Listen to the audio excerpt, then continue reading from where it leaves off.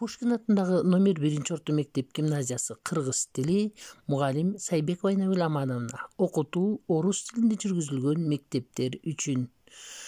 Саламатсыңар мен сүйүктүү окуучуларым. Үйдө бол эрежесин бекем сактап, ден соолугуңарга карап, кол бетиңерди маска тагынып, самындап жууп жатасыңарбы? Эмесе китеп, дептери, калемибизди алып бүгүнкү сабакка даярданабыз.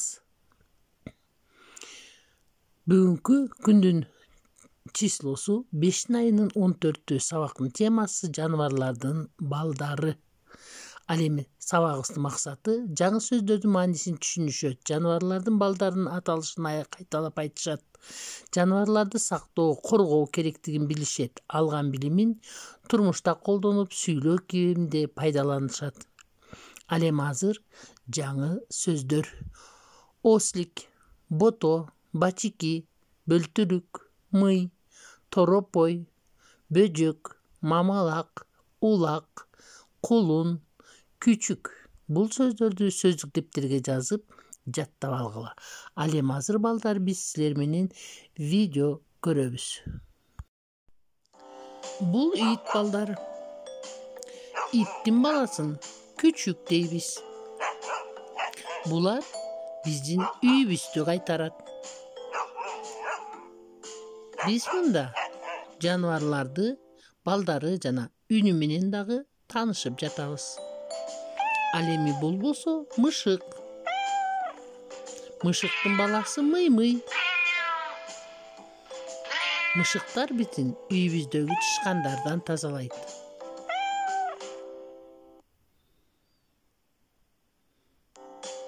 Ал эми бул болсо балдары чычкан.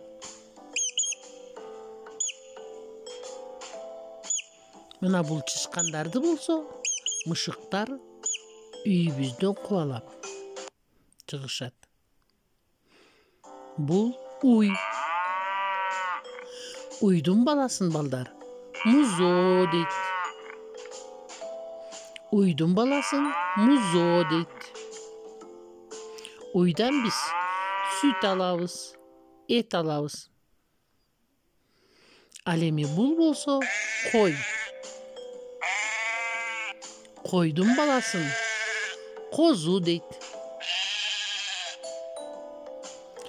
Ал эми койдон балдар биз эт алабыз, жүн алабыз. Бул болсо ат. Жылкы. Жылкынын баласын балдар кулун дейт. Жылкыдан биз эт алабыз, кымыз алабыз. Бул эшек. Эшектин баласын такай же коделек дейт. Муну адамдар кара жумуш жасоо үчүн колдонулуучу жаныбар. Чочко. Чочконун балдарын торопой дейбиз балдар. Чочкодон да эт алабыз. Өрдөк.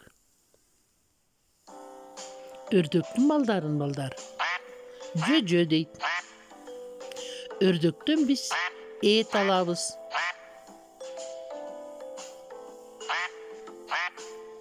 Ал эми жүнүнөн жаздыктарды жасасак болот.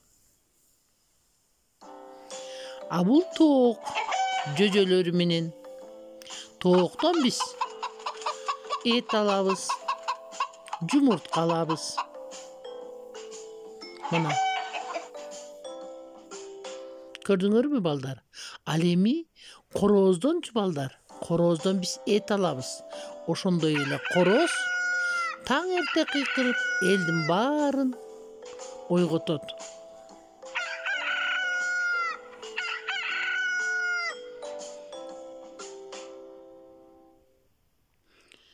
Үкү.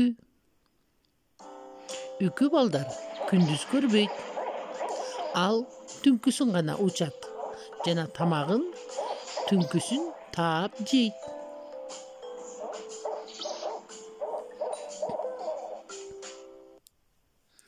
Тоту куш.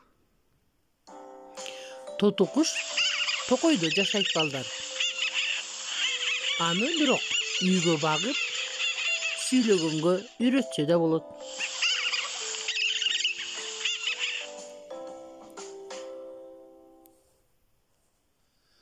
Бул бака.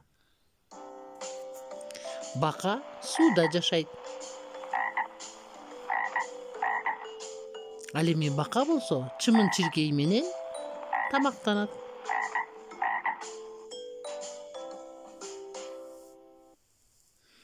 Бул пил.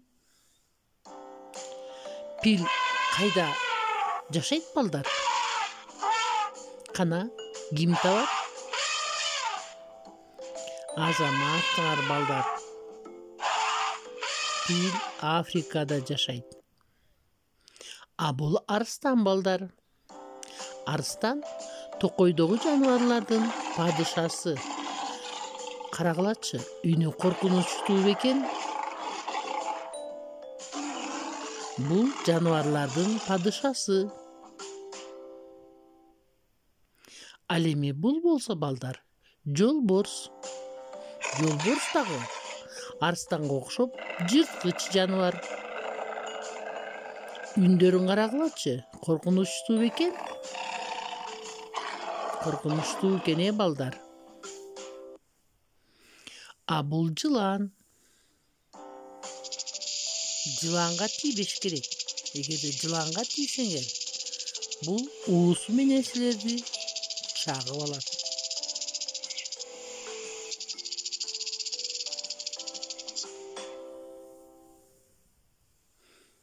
Булар арылар.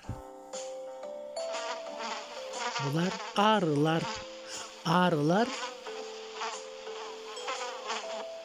Арылардан биз бал алабыз.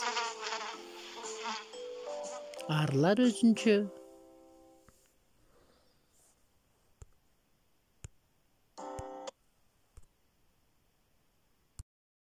Азыр балдар 81-ci беттеги 2-ci көнүгүүнү окуп, дептерге жазып жаттап алгыла.